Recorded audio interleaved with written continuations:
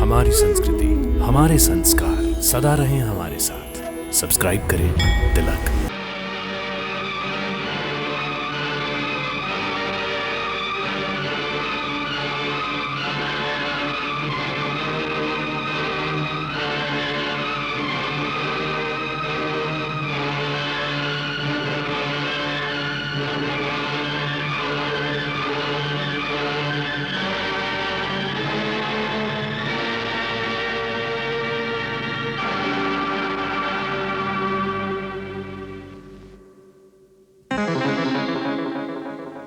हे लंकेश, यदि आपको अपने योद्धाओं की शक्ति पर बड़ा मान है तो मैं श्री राम की ओर से आपके समस्त योद्धाओं को चुनौती देता हूं। मैं अपना पैर आपके इस दरबार में जमा देता हूं। यदि आपका कोई योद्धा इस पैर को धरती से उठा सके तो मैं अपने स्वामी की ओर से यह वचन देता हूं कि वो अपनी हार मानकर इस लंका से वापिस चले जाएंगे। जय श्री राम।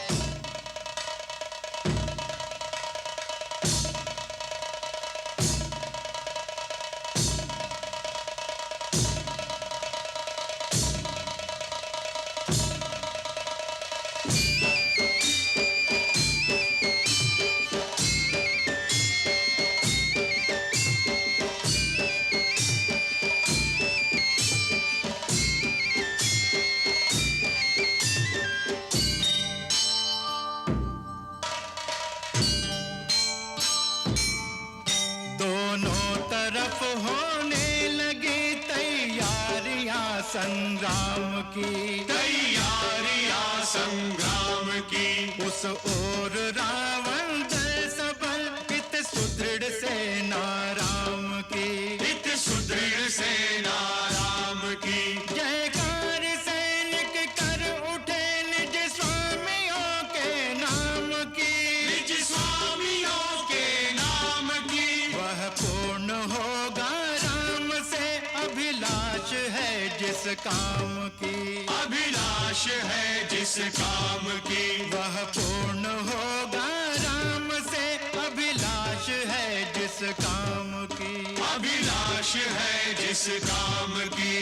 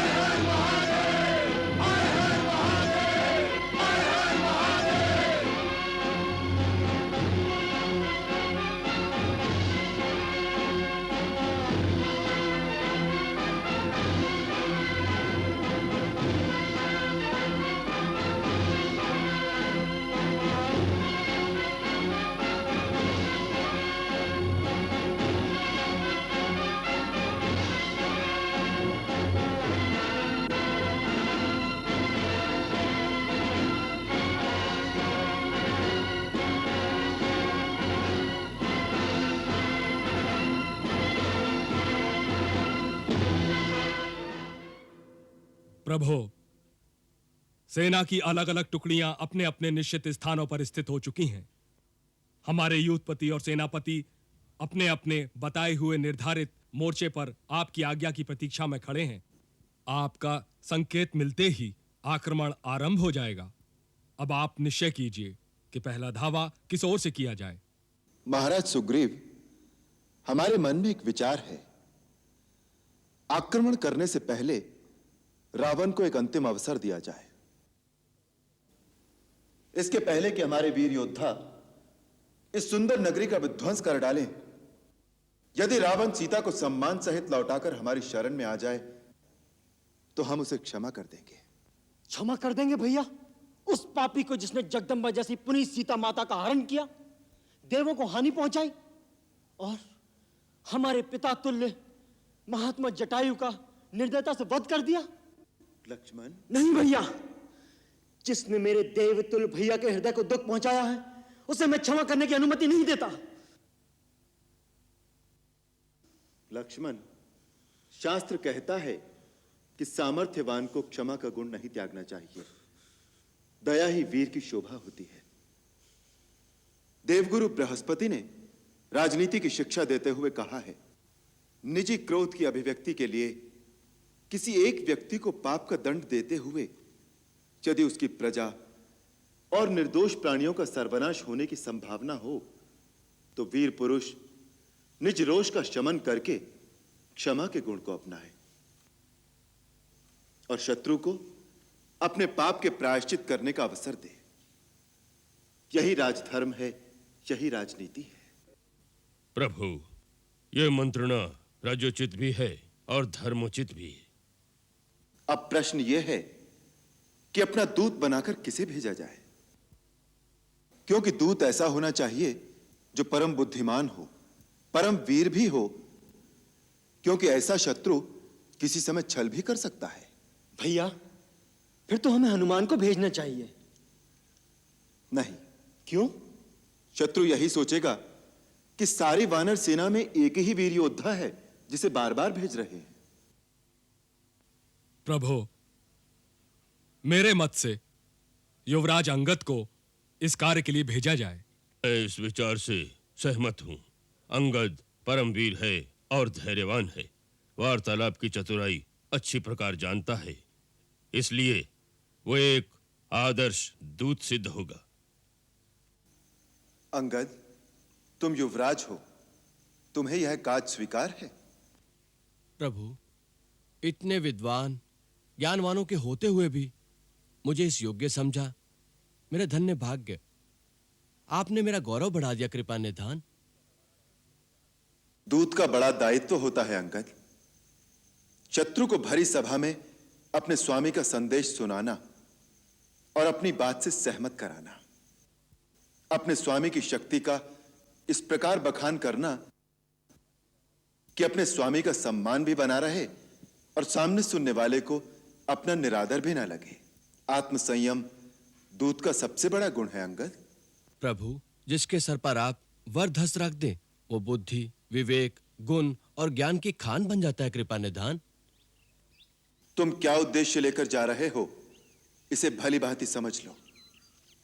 रावण सम्मान के साथ सीता को वापस पहुंचा दे, रक्तपात और संघार की स्थिति न आने पाए, यही उद्देश्य है हमारा।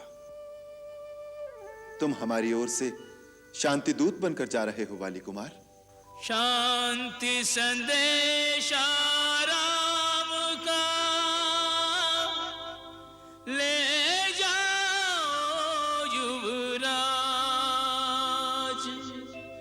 एक अवसर दो शत्रु को, वीरोचित यह काज, वीरोचित यह काज। मुझे आशीर्वाद दीजिए रघुनाथ, मैं सफल होकर आपके चरणों में लौटूं। दूत का एक और भी कर्तव्य होता है वाली कुमार। शत्रु के सामने अपने दल की शक्ति और अपनी सेना के बलाबल का वर्णन इस चतुराई से करे कि शत्रु अंदर ही अंदर दहल जाए। जिस विश्वास के साथ आप ये भार मुझे सौंप रहे हैं उसे पूरी तरह से निभा सकूं, मुझे आशीर्वाद दीजिए प्रभु। जाओ, विजयी भव। मुझे आज्ञा दीजिए महाराज। सफल होकर लौटो। यशस्वी भव।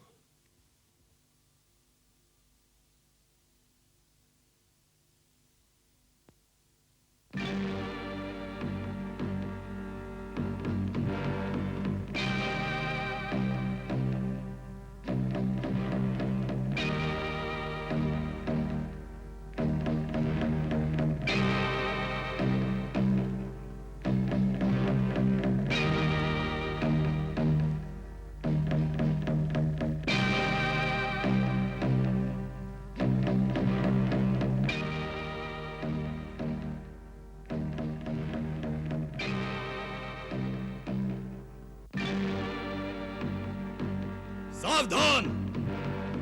कौन हो तुम? राजदूत। किसका राजदूत? अपने स्वामी श्री राम प्रभु का दूत। आने का उद्देश्य? लंका नरेश रावण को अपने स्वामी श्री राम प्रभु का संदेश देने। वहीं खड़े रहो। सेनापति की अनुमति मिलने पर ही आगे बढ़ सकोगे। मैं अनुमति की प्रतीक्षा करूंगा। कौन है? शत्रु का दूत है। शत्रु का दूत है, सेना नायक को सूचित कर दो। शत्रु का दूत है, सेना नायक को सूचित कर दो। शत्रु का दूत है, सेना नायक को सूचित कर दो। शत्रु का दूत है, सेना नायक को सूचित कर दो।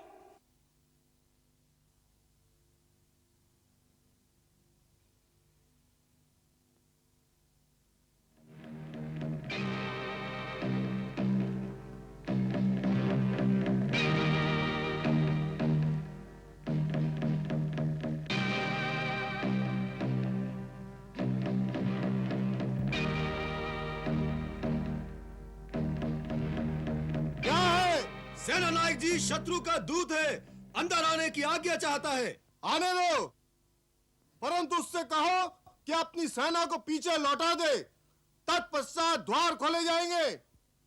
अपने सैन्य बल से कहो कि पीछे हट जाएं, फिर नगर का द्वार खुलेगा। सब पीछे हट जाएं।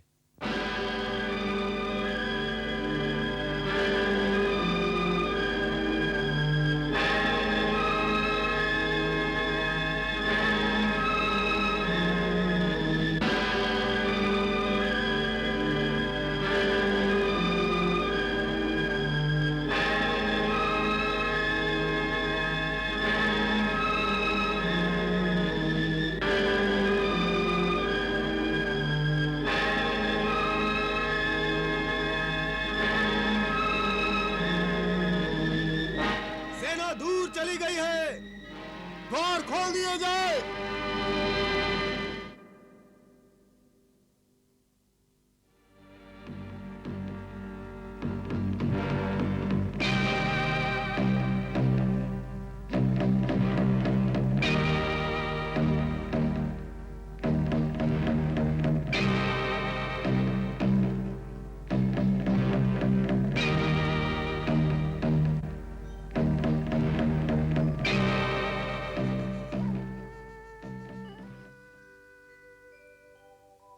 शांति दूत ने राम का लेकर शांति संदेश, असत अधर्म अनीति के गढ़ में किया प्रवेश, गढ़ में किया प्रवेश। तुम महाराज से मिलना चाहते हो? हाँ। दूत को शस्त्र की आवश्यकता नहीं होती, अपनी गदा यहीं रख दो।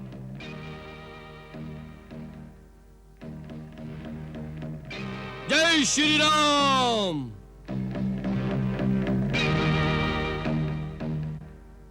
ये तो राजकुमार अंगद की गदा है, इसका क्या संकेत है? उन्होंने दूत से अपने शस्त्र छोड़ने के लिए कहा होगा, इसलिए राजकुमार ने अपनी गदा उन्हें न देकर अपनी सेना के पास भेज दी।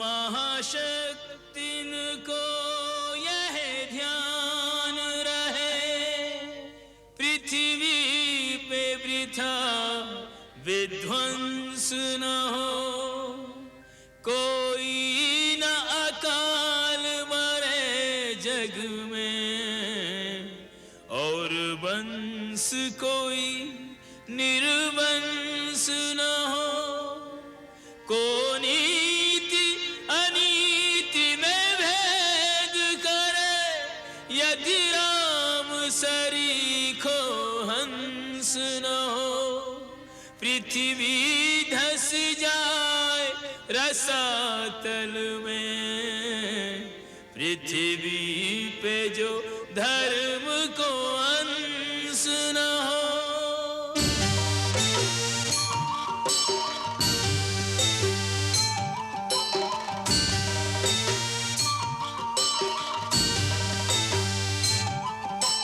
राक्षसों के दल बीच अंगद चला है, ऐसे निर्भय सिंह जैसे हाथियों के दल में, साहस अपार लिए राम का आधार लिए, कूद पड़े जैसे कोई सागर अतल में, रोके न किसी के रोके बढ़ता ही चला जाए, सूर्य का प्रकाश जैसे घन जंगल में, राम जी की सेना में है बड़े बड़े योद्धा पर, अंगद सा एक न विवेक बुद्धि बल में, राम जी की सेना में है बड़े बड़े योद्धा पर, अंगद सा एक न विवेक बुद्धि बल में।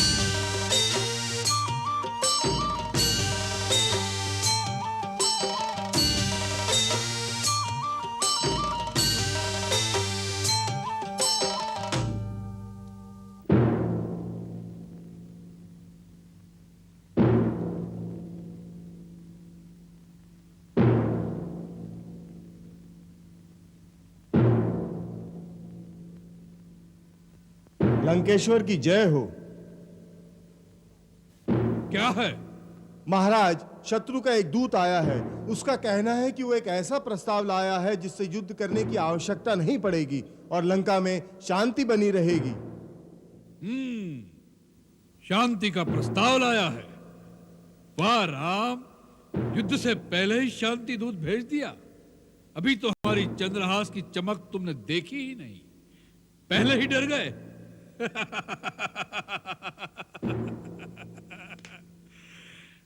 भेजो उस दूत को। जो आज्ञा महाराज।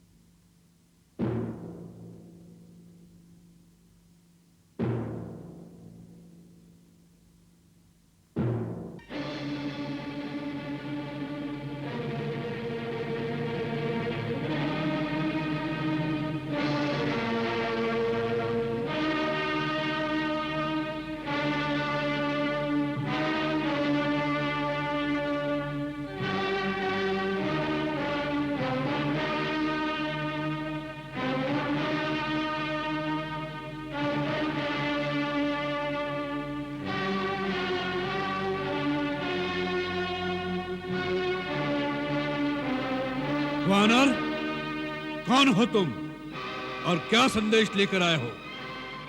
महाराज, सभ्य देशों के राज दरबारों का विधान है कि दूसरे राज्य से आए हुए राजदूत का आदर करके पहले उसे आसन दिया जाए, फिर सम्मान सहित उसका आतिथ्य करके उससे उसके आने का कारण पूछा जाए।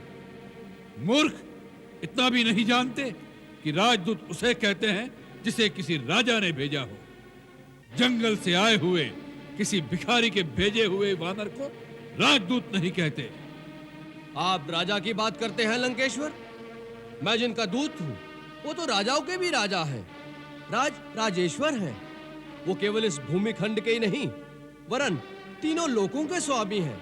देवताओं, वेदों और विधि के भी वही नायक हैं। मैं उन्हीं त्रिलोकेश्वर का, श्री राम का राजदूत हूं। वह हरि है, हर है या ब्रह्मा है? कौन है वह? तुम इतने बड़े बड़े वार्तालाप जिसके लिए सुना रहे हो, उस तुम्हारे राम की वास्तविकता केवल इतनी ही है कि वह एक भटकता हुआ वनवासी है जिसे अपने राज्य से भी निकाल दिया गया है। बताओ, उस भिखारी ने क्या संदेश देकर भेजा है तुम्हें? महाराज रावण, आपने मेरे स्वामी राजराजेश्वर श्री राम का अपमान किया है, इसलिए मुझे नियमानुसार इस सभा से चला जाना चाहिए।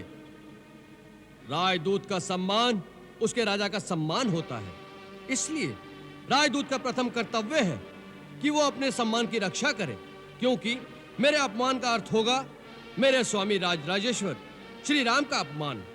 इसलिए मेरे लिए अब दो ही रास्ते हैं। पहला तो ये कि जहां मुझे सम्मान पूर्वक आसन नहीं दिया गया, मैं उस सभा से ही चला जाऊं। परंतु जो मैं संदेश लाया हूं वो इतना महत्वपूर्ण है कि उस पर लंका निवासियों और सारी राक्षस जाति का जीवन और मरण निर्भर है। इसलिए मेरे लिए दूसरा रास्ता यही है कि मैं इस सभा में अपने लिए एक राज्योचित आसन स्वयं ही निर्माण कर लूं, जिस पर सम्मान पूर्वक बैठकर मैं अपने राजा का संदेश आप तक पहुंचा सकूं। जय श्री राम।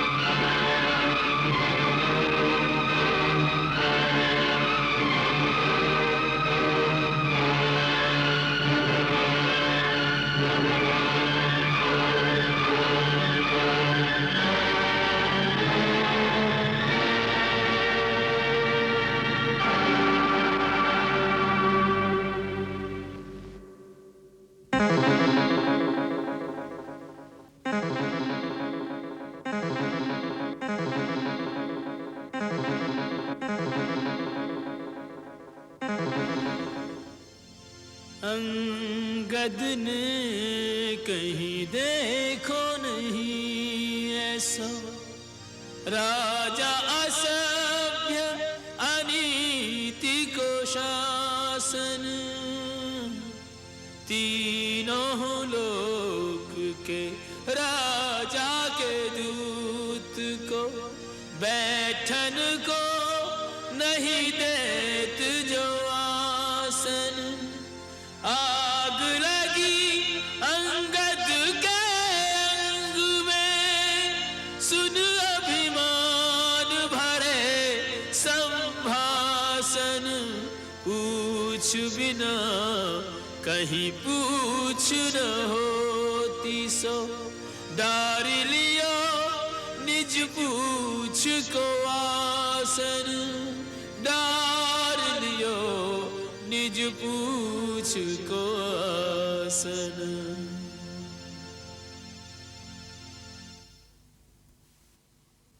हे दशग्रीव, अब मेरे आने का कारण सुनो। मैं आपके हित और भलाई के लिए श्री रघुवीर का दूत बनकर आया हूं। महाराज, मेरे पिता से आपकी मित्रता थी, इसलिए भी मैं आपको भली सम्मति देने आया हूं।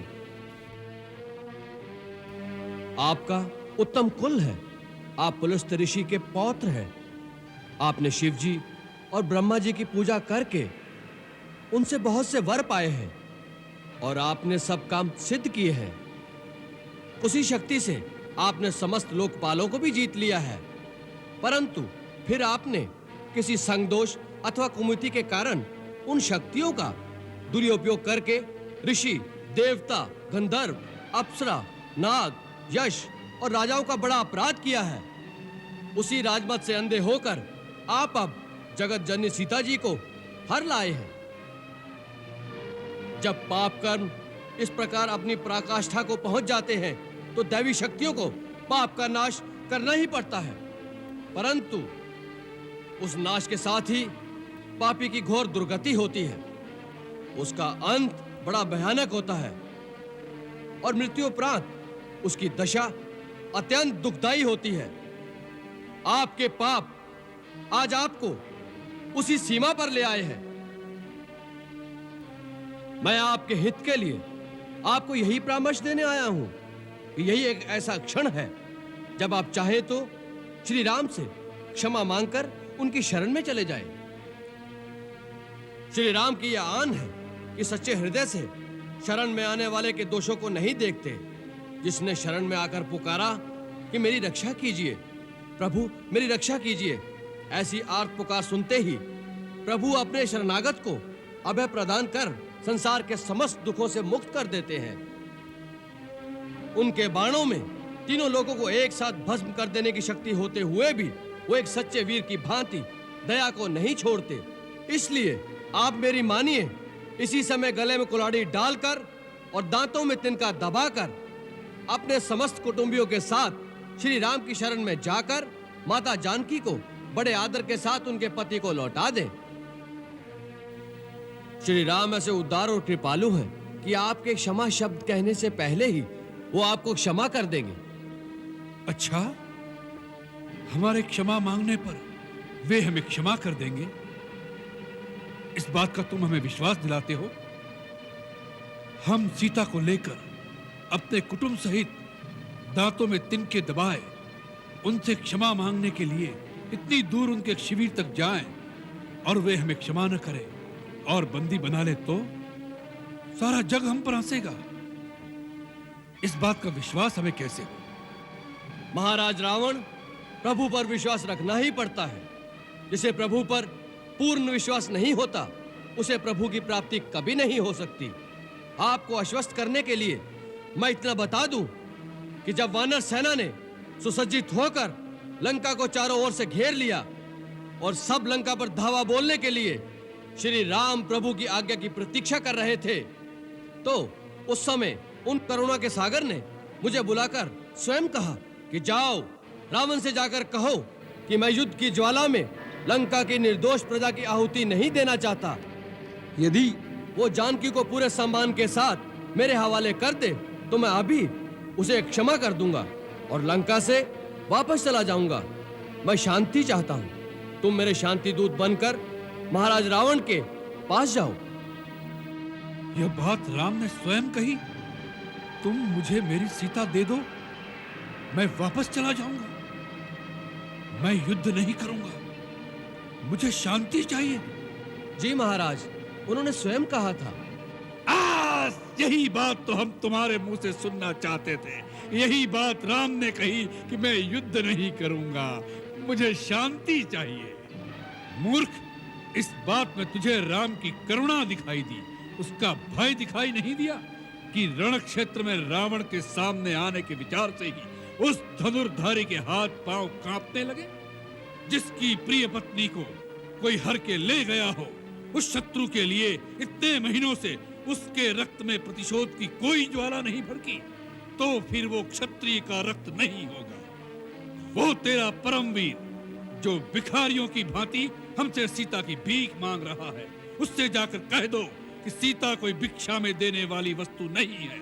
ऐसे अनमोल रत्न को तो अपने बाहुबल से जीतना पड़ता है। माता सीता को उन्होंने अपने बाहुबल से ही जीता था। महाराज, शायद आप भूल गए कि वो शिव धनुष जिसे श्री राम प्रभु ने तिनके की भांति उठाकर तोड़ दिया था, उसी धनुष पर अपने बाहुबल की परीक्षा करने कभी आप भी गए थे और सुना है वो आपसे उठाया भी नहीं गया था। प्रतिशोध वीरता की निशानी नहीं होता और कायर में शत्रु को क्षमा करने का साहस नहीं होता। इन दंत कथाओं में क्या रखा है मूर्ख वानर? तुमने कहा था तुम्हारे पिता हमारे मित्र थे, परंतु अपने कुल का परिचय नहीं दिया तुमने। महाराज, देवराज इंद्र के पुत्र महाराज बाली का मैं पुत्र हूं। मेरा नाम अंगद है। मैंने ऐसी भी एक दंत कथा सुनी है कि मेरे पिता महाराज बाली ने एक बार रावण नाम के किसी प्राणी को अपनी पूंछ में बांधकर कई पर्वतों पर घूमते रहे थे। यह वही बाली है जिन्होंने अमृत मंथन के समय समुद्र को मथने में सहायता की थी। तुम वानरराज वाली के पुत्र हो? उनकी हमारी तो मित्रता की संधि थी। हमें यह देखकर अत्यंत दुख हो रहा है कि ऐसे महाबली के पुत्र होकर एक तुच्छ नर के तुम दूत बनकर इतनी प्रसन्नता दिखा रहे हो। जो तुम्हारे पिता का हत्यारा है, उसके पीछे सेवकों की भांति हाथ जोड़कर चल रहे हो। तुमने अपने वंश को लज्जित कर दिया है अंगद। हो सकता है कि बाली के मरने के बाद सुग्रीव के डर से किसी ने बेचारे अंगद का साथ न दिया हो और ये निस्सहाय अवस्था में अपने काका और पितृहंता की सेवकाई करने पर विवश हो गया हो। यदि यही बात है तो हमारे होते हुए तुम अपने आप को निस्सहाय मत समझो। अंगद, तुम हमारे पुत्र समान हो। हम तुम्हें तुम्हारा राज्य वापस दिलाएंगे। तुम्हारे पिता की गद्दी पर तुम्हारा ही अधिकार है। तुम अपने आप को विवश मत समझो। अपने हृदय में प्रतिशोध की ज्वाला को बुझने मत दो। तुम राम के विश्वसनीय हो। उसका लाभ उठाकर अकेले में चुपचाप उसका वध करके अपने पिता की हत्या का बदला ले लो। यही एक वीर पुत्र का कर्तव्य है।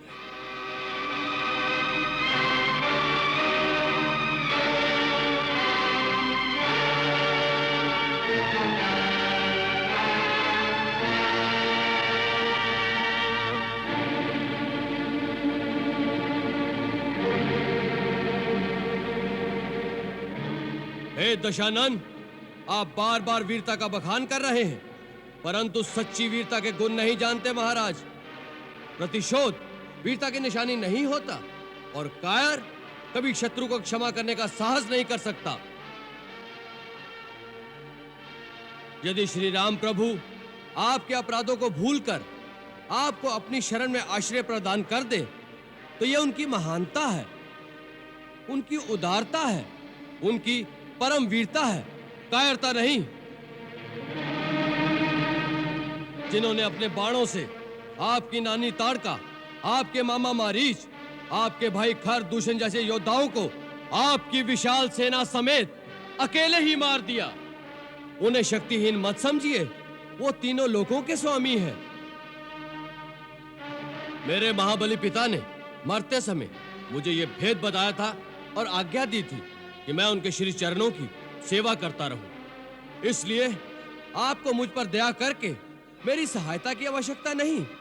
अब अपने आप पर दया कीजिए और हो सके तो श्री राम की शरण में जाकर अपने देश और राक्षस जाति का नाश होने से बचा लीजिए। बस!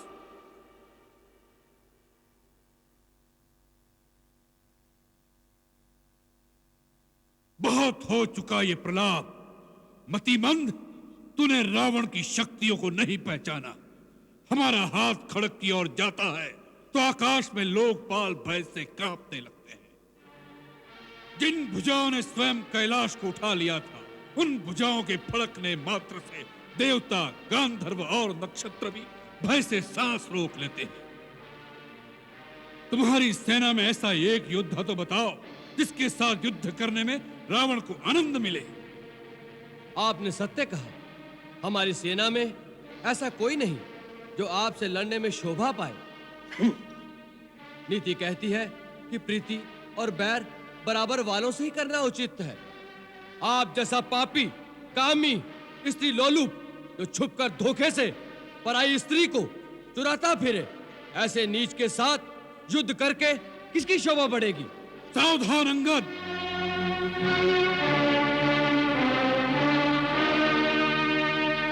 ये मत समझो कि तुम दूध बनकर आए हो, इसलिए कुछ भी कहो हमारे हाथों बचे रहोगे। दूध की भी कुछ मर्यादा होती है। यदि रावण के सामने सीमा से आगे बढ़ा तो यही तेरा शेष प्रलाप होगा।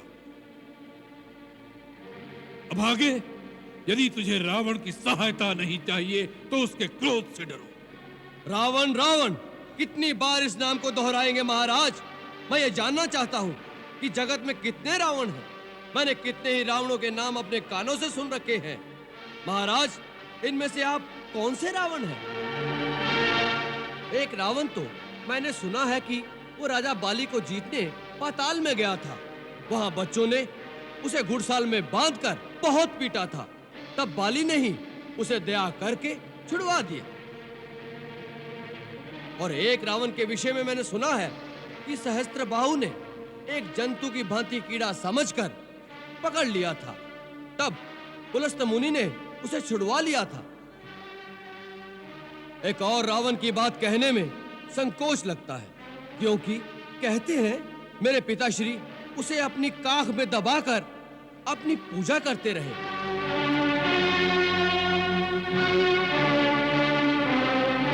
ऐसे ऐसे वीरों में से आप कौन से रावण हैं महाराज? मूर्ख! हम वही बलवान रावण हैं जिनकी भुजाओं की लीला कैलाश पर्वत जानता है। हमारी शूरवीरता को उमापति महादेव जी ने स्वीकार किया। अपने शीश रूपी पुष्प चढ़ा चढ़ाकर हमने जिसकी पूजा की। हमारी भुजाओं का पराक्रम दिक्पाल जानते हैं। हमारी छाती की कठोरता को दशों दिशाओं के हाथी जानते हैं। उन दिग्गजों के दांत इस छाती से टकरा टकरा कर टूट गए। हम वही जग प्रसिद्ध प्रतापी रावण हैं, जिसके चलने से पृथ्वी इस प्रकार डोलती है जैसे नाव में कोई हाथी सवार हो जाए। उस रावण के सामने तू उस मनुष्य राम की बात करता है। शठ, वानरों की सहायता से उसने समुद्र पर सेतु बांध लिया। यही उसकी प्रभुता है। समुद्र को तो पक्षी भी लांग लेते हैं, उससे वे सभी शूरवीर नहीं हो जाते। यदि तेरा स्वामी ऐसा ही योद्धा है तो दूत किस लिए भेजता है? शत्रु से संधि करते उसे लाज नहीं आती? महाराज, लज्जा तो केवल आपका ही गुण है। इसी लज्जा के मारे आप बार बार अपने गुण गाते नहीं थकते। हे लंकेश, राम ने डरकर मुझे एक दूत बनाकर संधि करने नहीं भेजा। श्री रघुवीर ने यह सोचकर भेजा है कि सियार को मारने से शेर की शोभा नहीं होती। इस कारण वो तुम पर दया करना चाहते हैं, परंतु तुम दया के पात्र नहीं हो। अब श्री राम की अंतिम चेतावनी तुम्हें सुनाता हूं। उन्होंने कहा है कि मैं तुम्हारे अपराधों का दंड देने लंका के द्वार पर आ गया हूं। ब्रह्मा के वर के कारण तुम्हें जो अभिमान है, उसके नष्ट होने का अब समय आ गया है। राक्षस अधम, यदि तुम सीता को लेकर मेरी शरण में नहीं आए तो मैं इस पृथ्वी को राक्षसहीन कर दूंगा। जिस बल के भरोसे तुमने छल से सीता का हरण किया है, उस बल को आज युद्ध भूमि में दिखाओ। मैं मंत्री, पुत्र और बंधु बांधुओं सहित तुम्हारा वध करूंगा, क्योंकि तुम्हारे मारे जाने से तीनों लोक निश्चित हो जाएंगे। इस रावण रूपी जहाज के डूबने का समय आ गया है। अब भी समय है। जिसे श्री राम की शरण में आना हो वो आ जाए। वानर!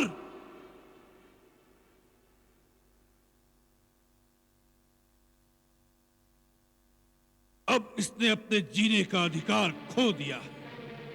इसी सभा में इसका सिर काटकर इसे रावण की शक्ति का आभास करा दो।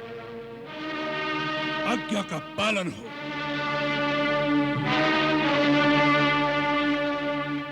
ठहरो महाराज, ये बेचारे आपकी शक्ति मुझे क्या दिखाएंगे? मैं आपको अपनी शक्ति दिखाता हूं। जय श्री राम! जय श्री राम!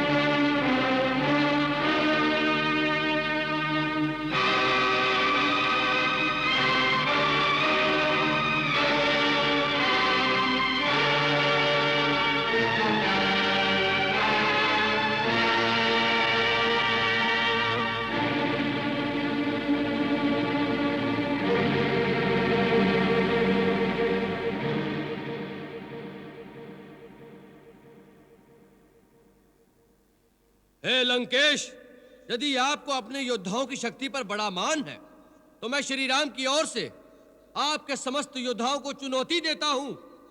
मैं अपना पैर आपके इस दरबार में जमा देता हूं। यदि आपका कोई योद्धा इस पैर को धरती से उठा सके तो मैं अपने स्वामी की ओर से यह वचन देता हूं कि वो अपनी हार मानकर इस लंका से वापिस चले जाएंगे। जय श्री राम!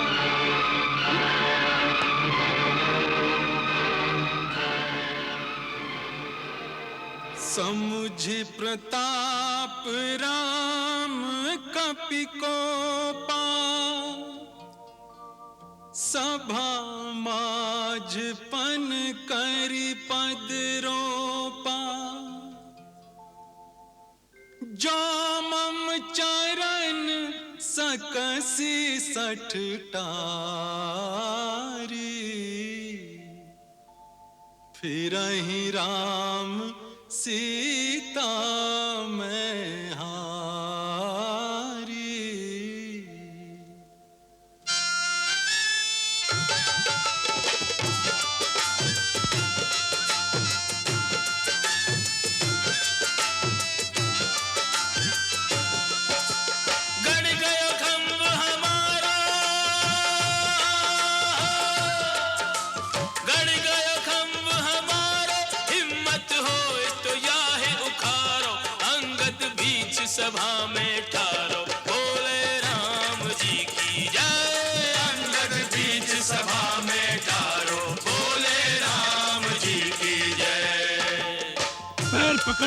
बंदर को धरती में पछाड़ दो।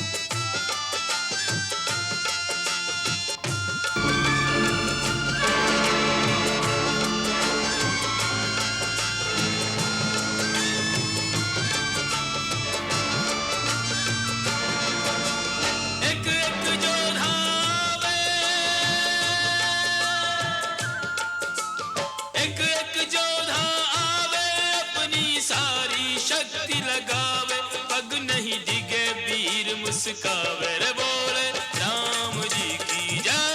पग नहीं डिगे वीर मुस्कावे बोले राम जी की जय।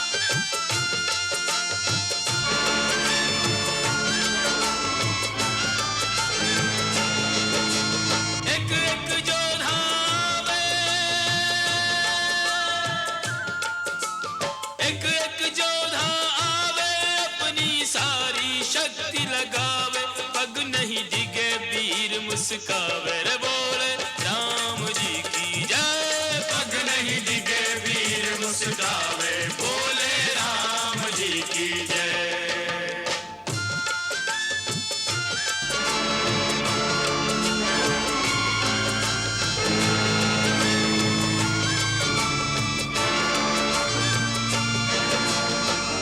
इंद्रजीत आदिक बलवाना हर्ष उठे जही तेही भटनाना।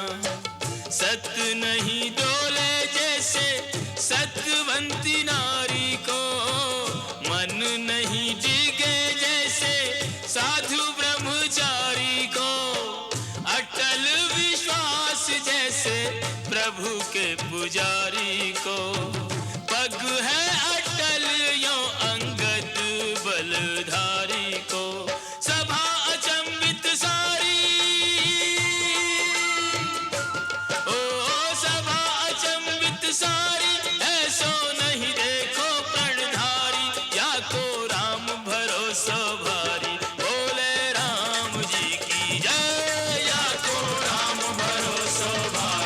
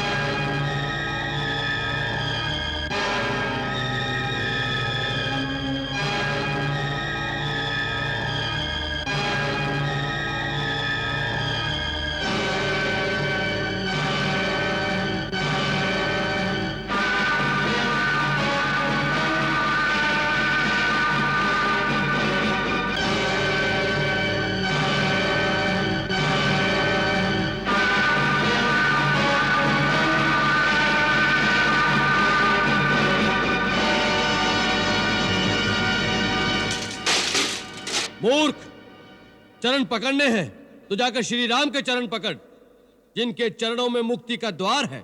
मेरा पैर क्यों पकड़ता है? मेरी चुनौती आपके योद्धाओं को थी, आपको नहीं।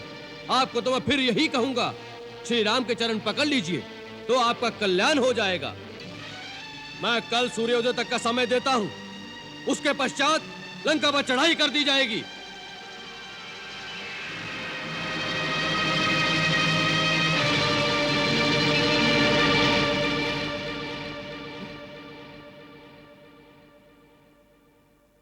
भैया, ये किसका मुकुट है? ये तो महाराज रावण का मुकुट है। रावण का? जी। इंद्रजीत, पकड़ लो इसे। जाने ना पाए।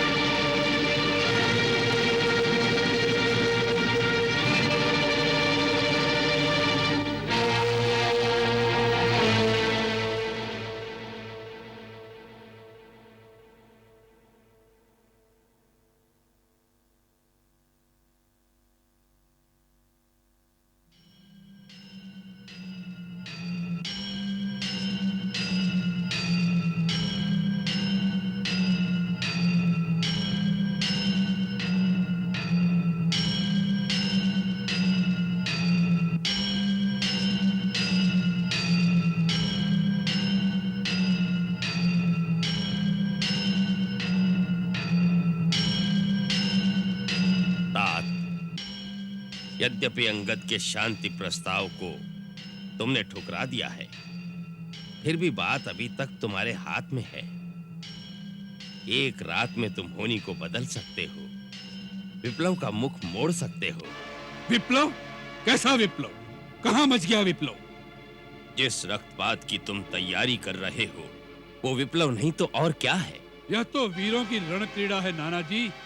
एक युग से असुरों के घर में पड़े अस्त्र शस्त्र जंग खा रहे थे, इसी बहाने उन पर धार रखकर पैने करने का अवसर आ गया है। खर दूषण के साथ एक हाथ से 14 सहस्त्र असुर योद्धा रण की बलि चढ़ गए, उससे तुम्हारी रण पिपासा पूरी नहीं हुई लंकेश। उसी का प्रतिशोध लेने के लिए तो रणचंडी हमारा आवाहन कर रही है। वत्स, इतने विद्वान गुण निधान होकर ये कैसी बचकानी बातें कर रहे हो? तनिक विचार करो। संधि का प्रस्ताव शत्रु पक्ष की ओर से आया है। संधि की शर्त पर विचार नहीं कर रहे नाना जी। सम्मान के साथ सीता लौटा दूं तो उसमें हानि क्या है मेरे लाल? हानि? हानि ही हानि है। आकाश में फहराते रावण के झंडे धज्जियां बनकर धूल में मिल जाएंगे।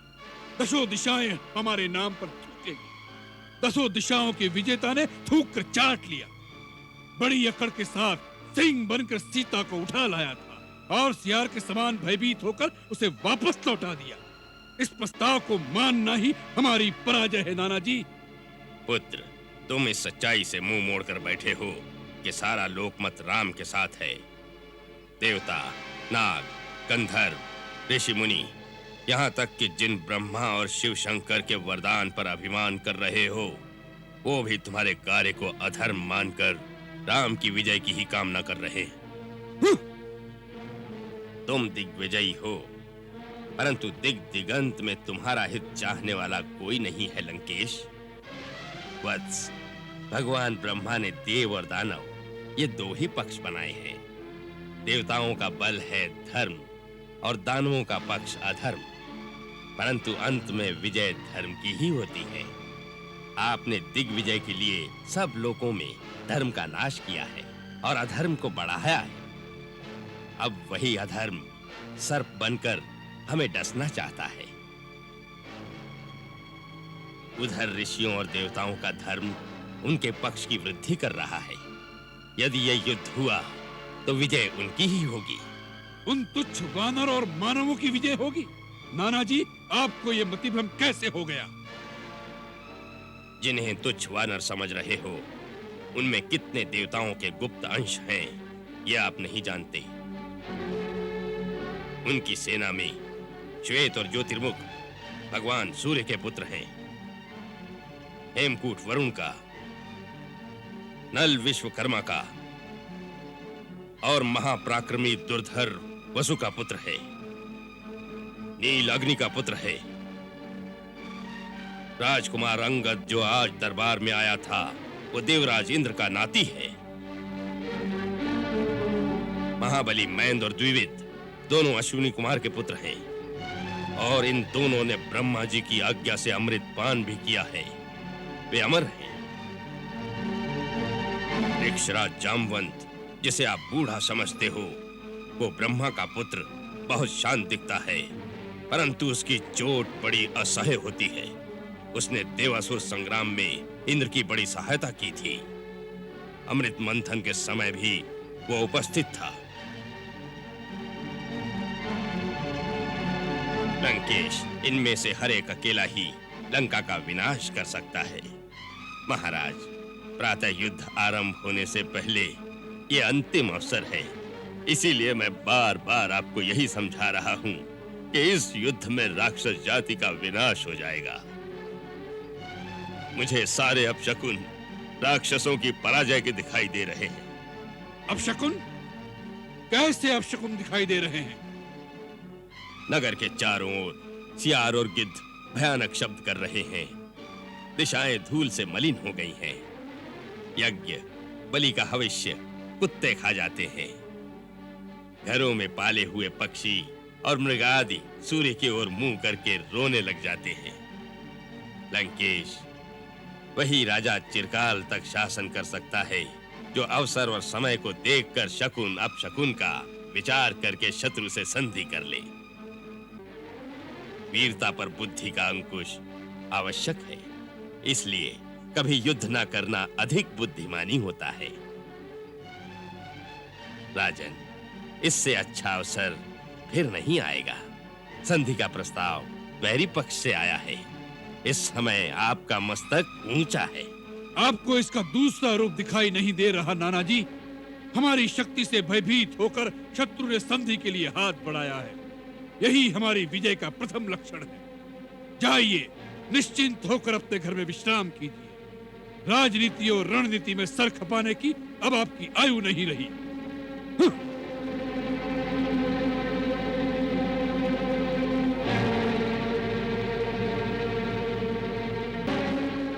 अच्छा, हो तव्यता बलियसी।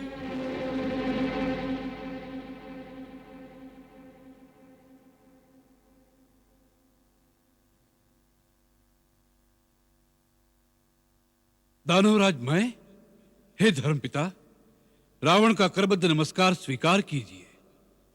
चिरंजीवी हो, यशस्वी हो तात। हम आपके बहुत आभारी हैं दानवराज। हम तो क्या, लंका का बच्चा बच्चा आपके चमत्कार को नमस्कार करता है।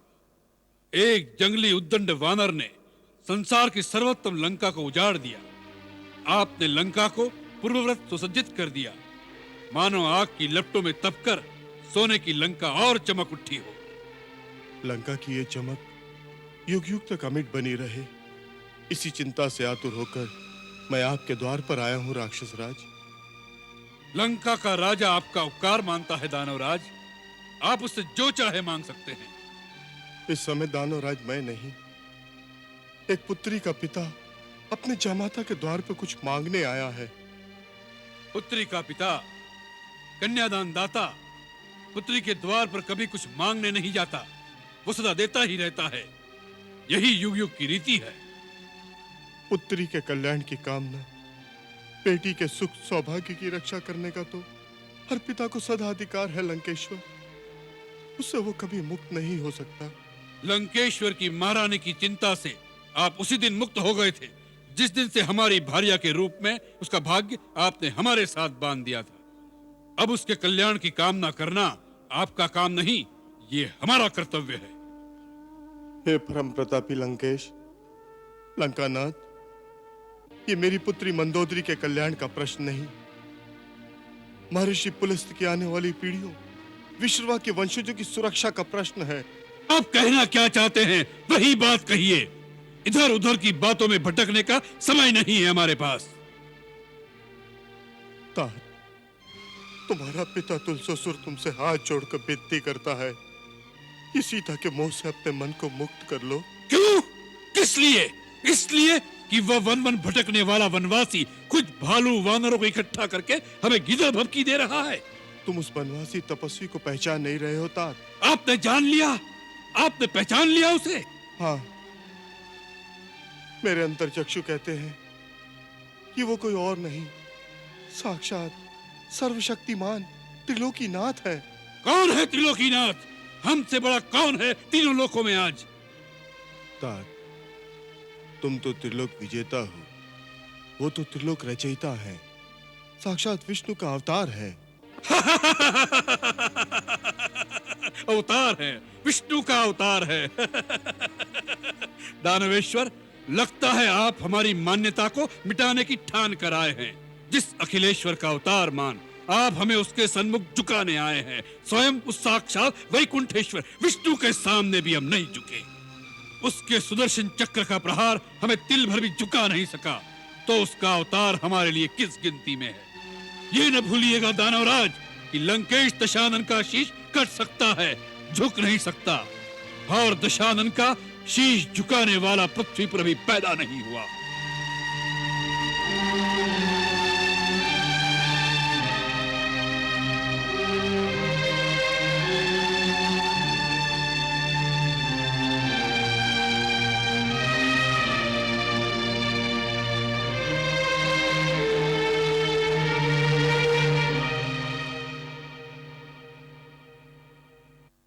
बेटे, मेरे लाल, तप करने जाने से पूर्व कहे हुए तुम्हारे पूज्य पिता के वचन मेरे कानों में गूंज रहे हैं। क्या वो सत्य हो जाएंगे? बड़ों की बात में कुछ तत्व होता है, कुछ तथ्य होता है। अपने नाना जी की बात न मानकर तुमने अच्छा नहीं किया। माता, रावण अब दूध पीता अबोध शिशु नहीं, बड़ों की उंगली के सहारे चलने वाला नन्ना नादान नहीं, पाठशाला में बैठ गुरु के पास पाठ पढ़ने वाला विद्यार्थी नहीं। अपना भला बुरा भली भांति समझता है आपका पुत्र। माता, यही तेरा अहंकार है मेरे बेटे। माता, आपने हमें जन्म अवश्य दिया है, परंतु हमारे जीवन के निर्माता हम स्वयं हैं। स्वयं भू है रावण, एको हम द्वितीयो नास्ति, न भूतो न भविष्यति। हम हमारा भूत भविष्य वर्तमान स्वयं बनाएंगे। आपको हमारी चिंता करने की कोई आवश्यकता नहीं माता।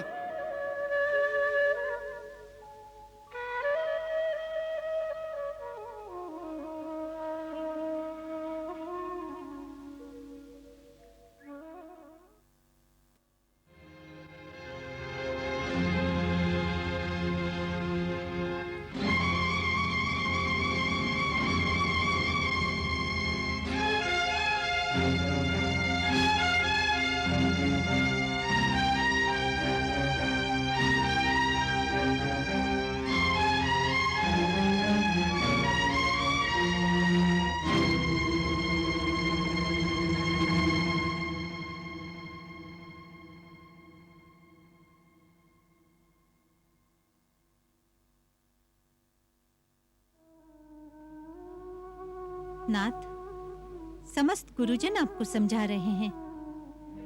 आपके नाना जी, आपके श्वसुर, आपकी माता, सभी ने एक ही बात कही है कि सीता को लौटाकर राम की शरण में चला जाऊं।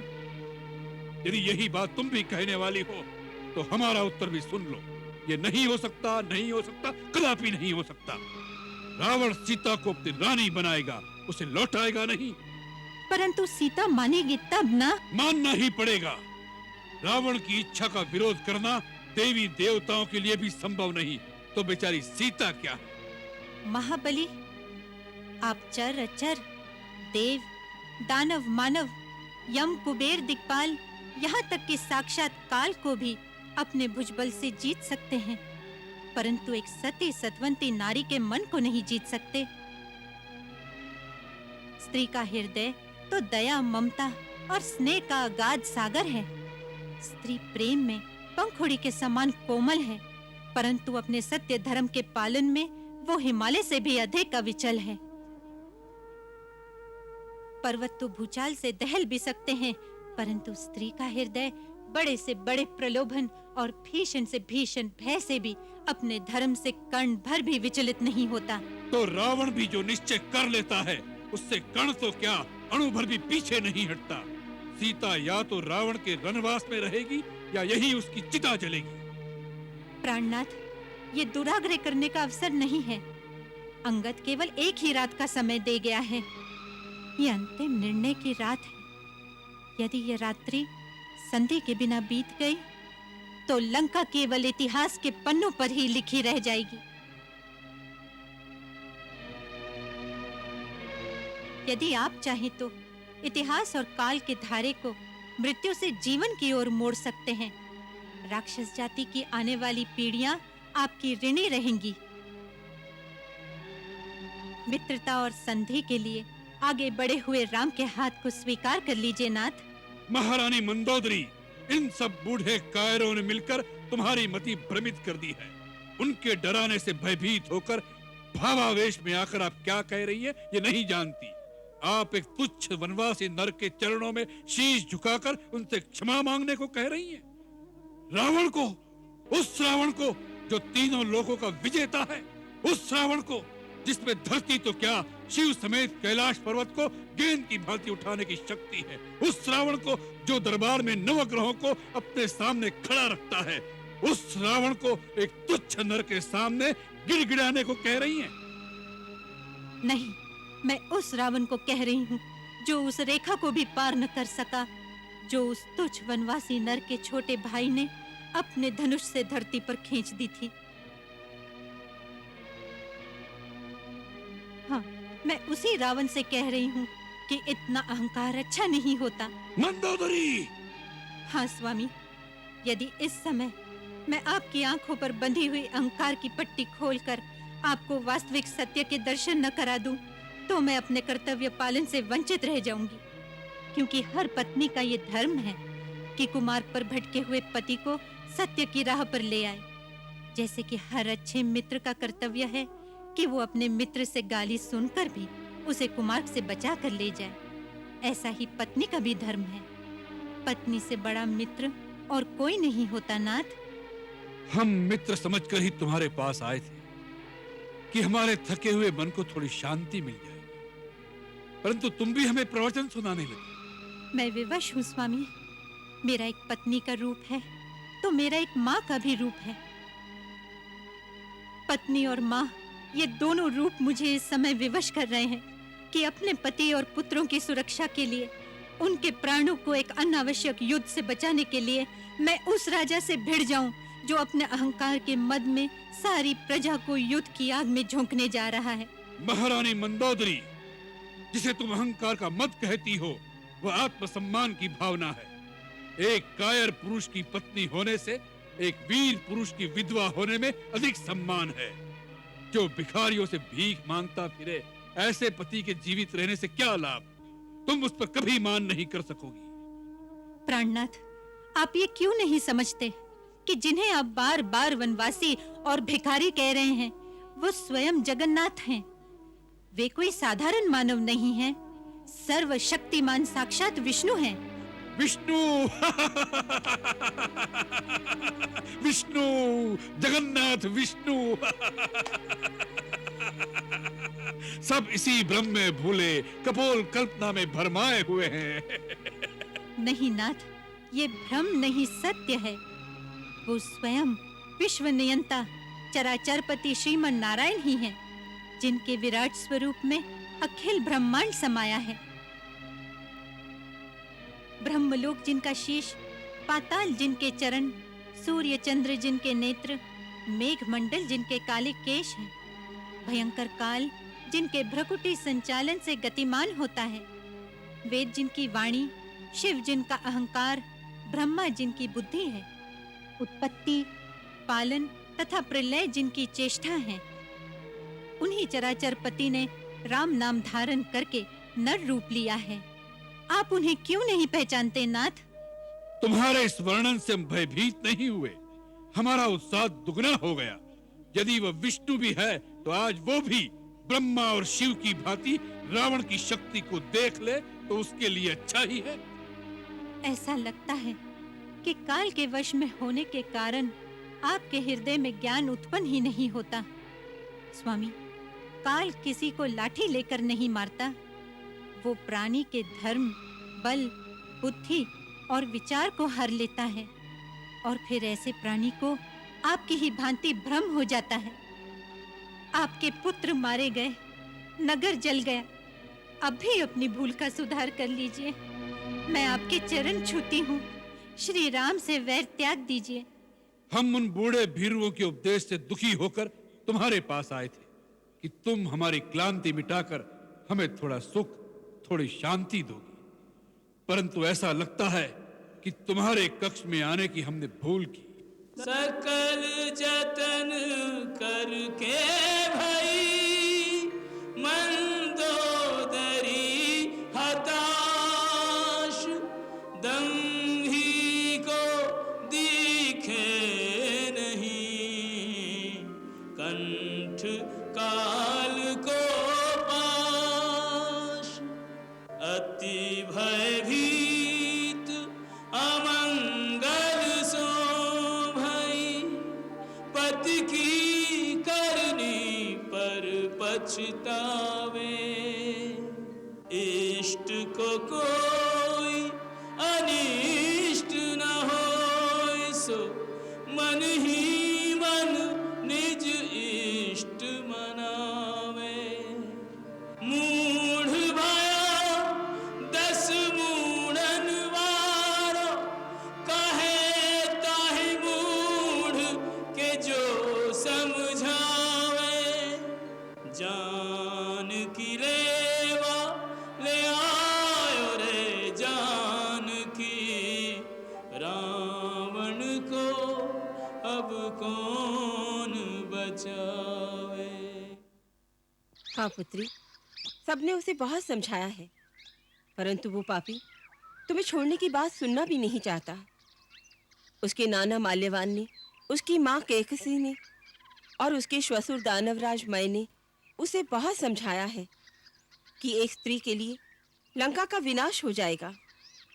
वो सबकी बातें सुनता है, परंतु जब कोई तुम्हें छोड़ देने की बातें करता है तो वो भभक उठता है।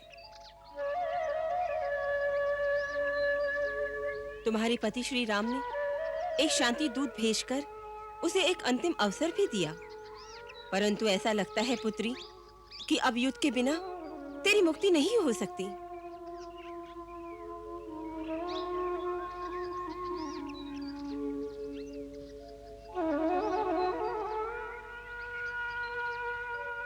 मुझे विश्वास है कि आज रात रावण के हितैषी उसे समझाने की अवश्य चेष्टा करेंगे।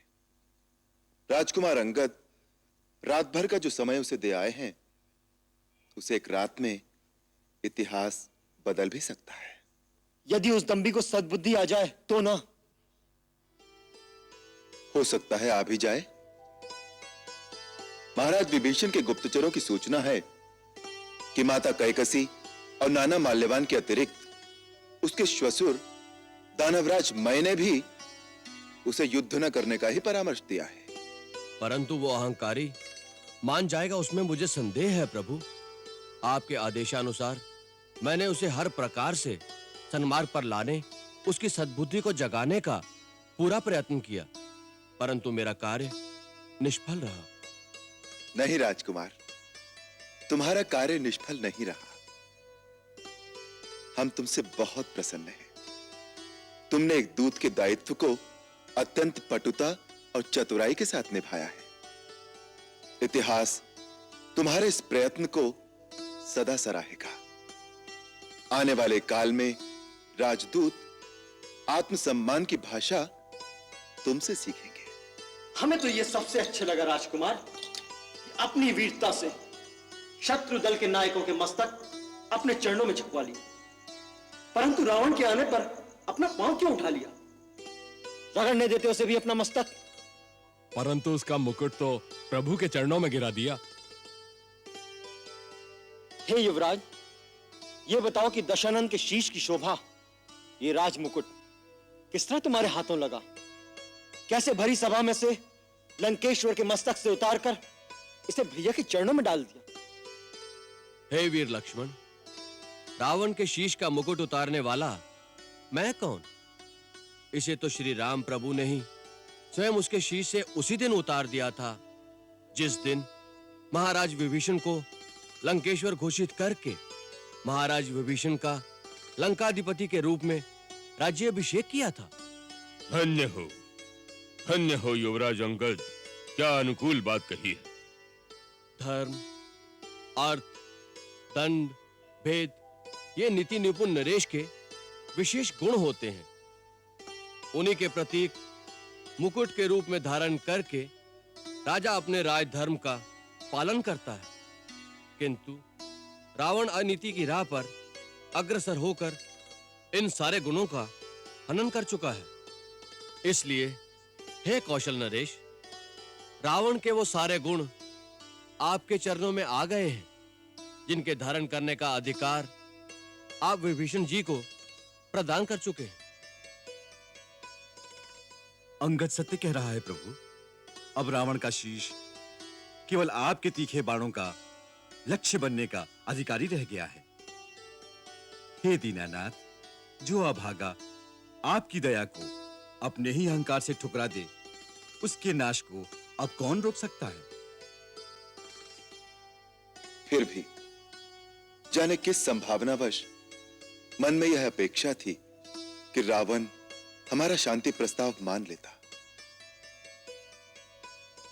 कभी कभी ऐसा लगता है कि किसी जन्म में वो हमारा परम सेवक रहा है, तभी हमारे अंतःकरण में उसकी भूल को क्षमा करने की प्रेरणा होती है।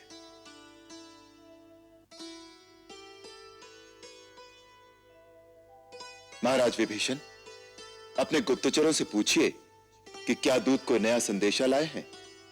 रावण ने क्या निश्चय किया है? रघुकुल शिरोमणि प्रभु राम की जय हो। क्या संदेश लाए हो? प्रभु, महाराज रावण ने सब परामर्श ठुकरा दिए हैं और अब वो सोने के लिए अपने शयन कक्ष में चले गए। इसका अर्थ युद्ध। युद्ध? भगवान, समस्त देवता इसी दिन की प्रतीक्षा में थे जब आप अधर्म का नाश करके उनके त्रास को मिटाएंगे। आपकी जय हो प्रभु, आपकी जय हो। अंततः युद्ध का समय आ ही गया। प्रभु, आपकी जय हो, जय हो प्रभु। अब वो शुभ घड़ी आ गई है जिसके लिए भगवान ने धरती पर अवतार धारण किया है। आप सबों का दुख मिटाने के लिए भगवान युद्ध करने जा रहे हैं। आप सब अपनी अपनी शक्ति के अनुसार उनकी सहायता करें।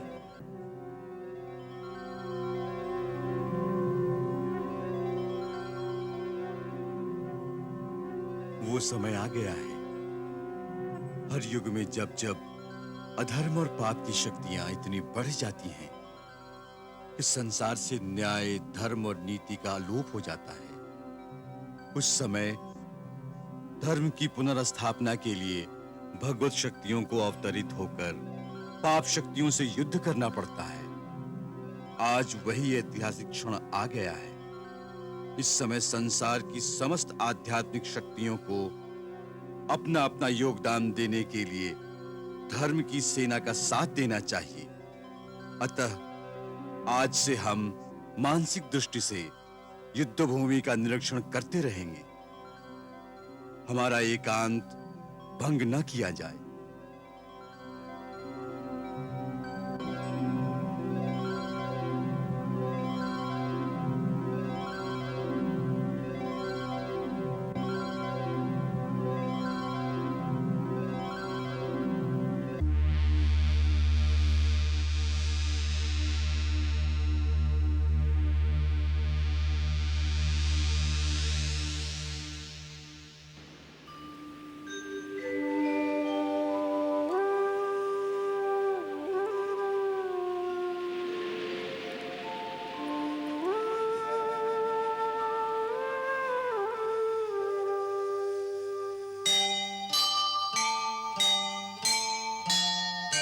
हे सूर्य देव, हे तेज पुंज, हे ज्योतिर्मय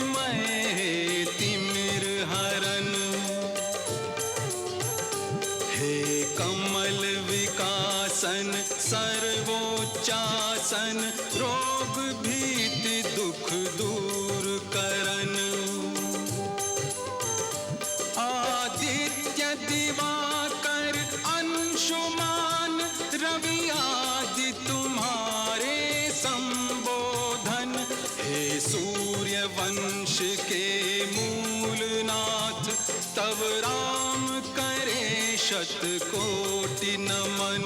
हे सूर्य वंश के मूलनाथ तब राम करे शतकोटि नमन।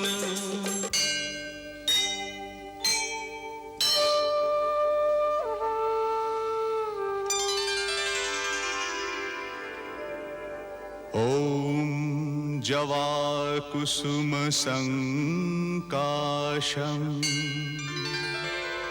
कास्यपेयं महाद्वितीम्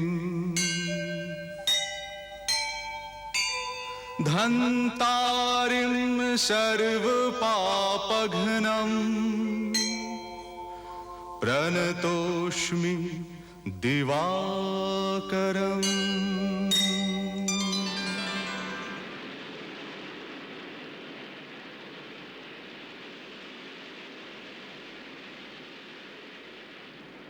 हे भगवान भास्कर, मुझे आशीर्वाद दीजिए कि रणभूमि में आपका ये राम आपके सूर्यवंश की मन करता हुआ विजयी हो। उसका जीना या मरना दोनों रघुकुल के गौरव की वृद्धि का कारण।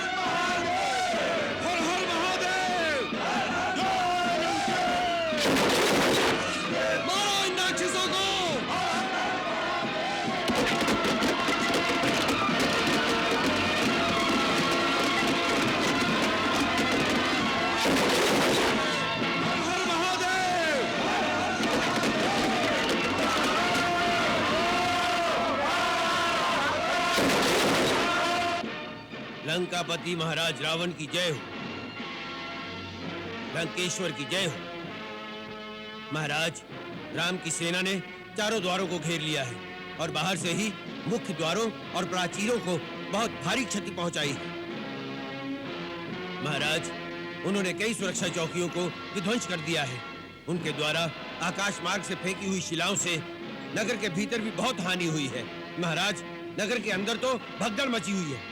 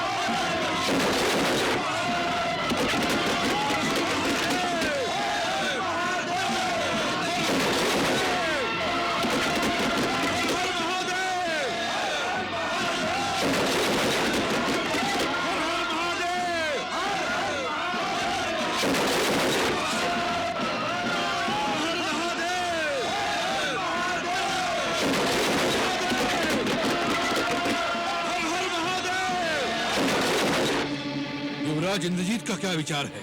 उनका विचार है कि हमें अपने द्वार खोलकर तुरंत शत्रु पर आक्रमण कर देना चाहिए। ठीक है, सबसे पहले पश्चिमी द्वार खोलकर शत्रुओं पर धावा बोल दो। जब शत्रु सेना बचाव के लिए मुड़कर सामना करे, तब पूरब का द्वार खोलकर प्रहस्त शत्रुओं पर टूट पड़े। महाराज, युवराज इंद्रजीत की भी यही योजना है। जाओ, अचानक धावा बोल दो।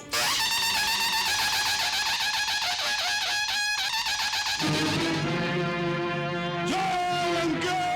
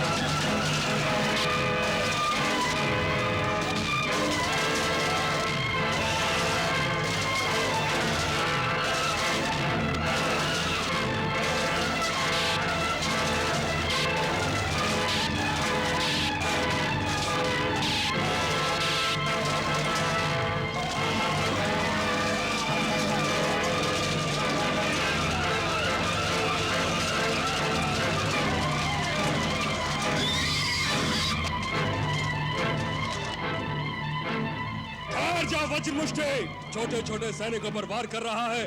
निर्लज, उसके सामने आ, जिसकी गदा के एक वार से वज्र भी चूर चूर होकर धूल हो जाता है।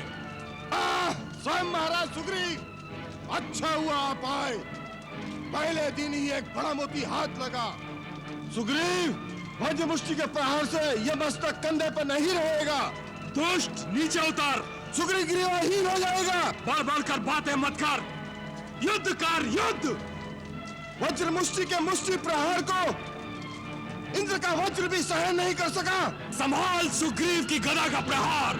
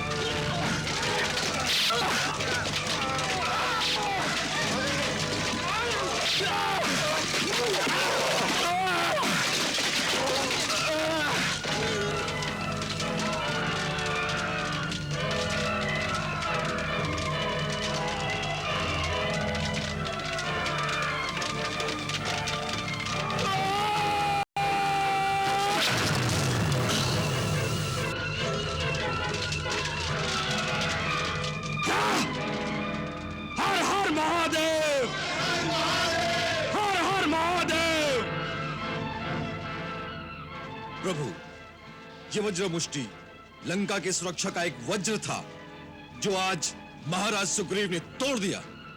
एक वज्र तो क्या, बड़े बड़े शिखर ढह जाएंगे लंका के। लक्ष्मण, ये तो एक छोटा सा तारा टूटा है। अभी तो बड़े बड़े धूमकेतु भरे पड़े हैं लंका के आकाश में। भैया, समय आने दीजिए।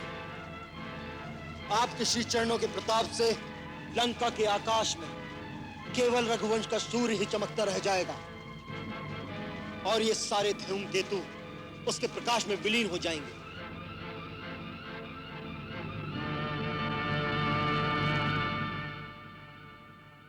महाराज की जय हो। उप सेनानायक, क्या समाचार लाए हो? सेनानायक वज्रमुष्टि बड़ी वीरता के साथ शत्रु सेना का संहार करते हुए वीर गति को प्राप्त हुए महाराज। क्या? वज्रमुष्टि